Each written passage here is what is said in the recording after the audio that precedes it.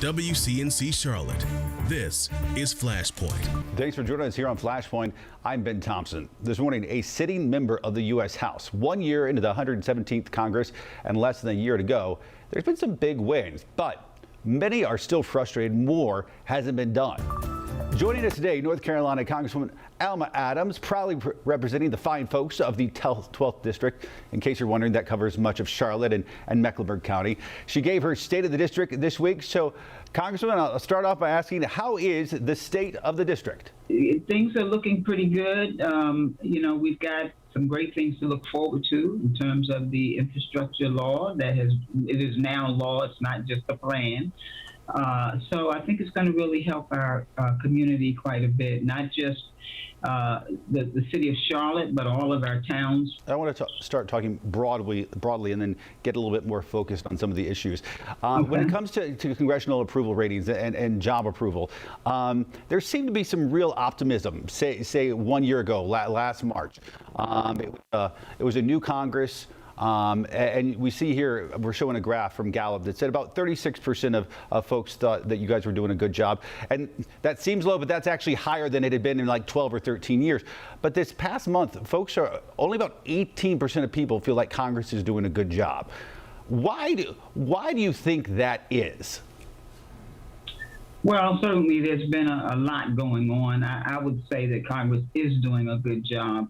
I think the observations that folks made when you had that first poll is still good today. I mean, there's been a lot of things going on. We've had a recurrence of this virus.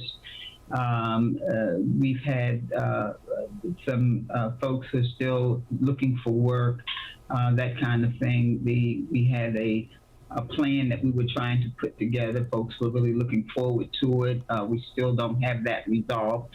So I think when we do polls, sometimes people look at what's going on that day.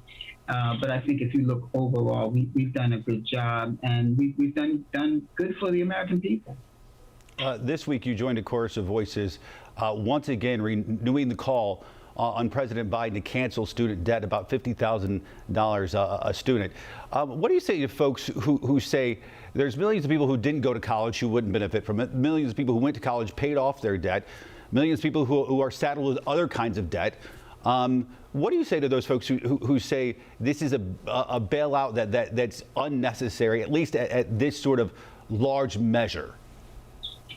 Well, I'm certainly a big pro-student. I'm an educator. I understand the difficulties that young people have, and some people get old and still have the debt because of the interest. So I think it's important that as we look at moving our country forward, we need to get folks who are straddled with this debt, who can't invest in the economy by buying a home, an automobile, and all the things that they need to have a decent quality of life. So, I would say that we've helped people in so many different ways, but students are saddled with more debt than people who are buying homes, and the interest rates have just escalated, and it just hampers them from really being an effective part of our economy.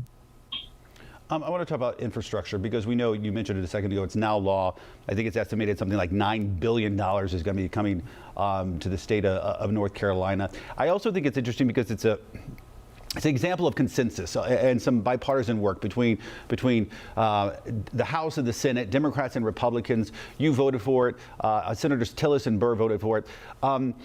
For one, let me ask, when are we going to start seeing the real impacts of that here in North Carolina? Well, I think it's going to be soon. The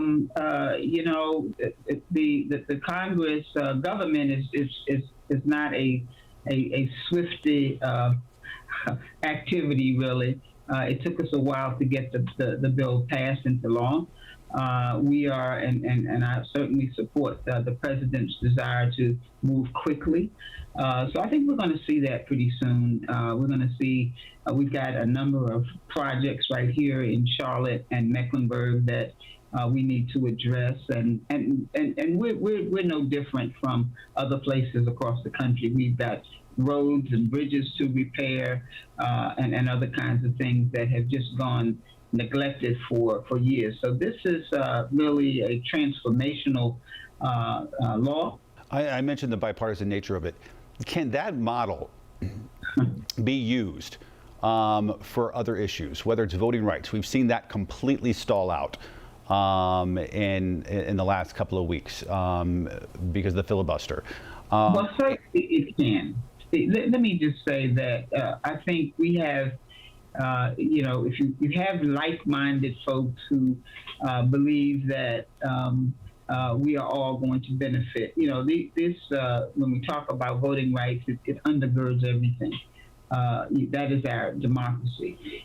We need to. That will help us determine who's going to be elected, who will be serving us, and making sure that our citizens get what they need. So yes, this is a good example of how we can work together, and there are other examples as well.